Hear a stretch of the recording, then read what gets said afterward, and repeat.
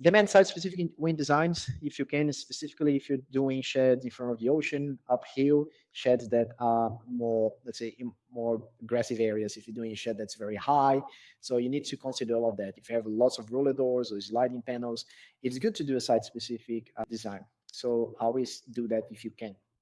Understand that cold form design is about geometry, not just stress. So we discussed about the importance of having the bracing to remove that total length. So the bracing will, work as a way to reduce the total length of that specific thin walled element, and then we can have, a better outcome.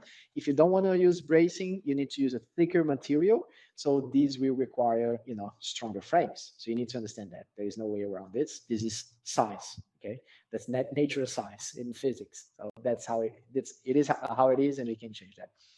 Don't rely on insurance as an excuse, and use tools like ShedMate to compare those different options and make smarter decisions when you're designing. And I'm not talking only about the structure, but also when you are talking to the client and advising, you can make modifications here that will impact on the final price. For example, hey, if I add a roller door here, how much is going to be? Look, that should be $26,000. And your customer might say, look, I need that roller door, but I only have $25,000. What can you do? All right, let's try to decrease this to 3.8 meters high.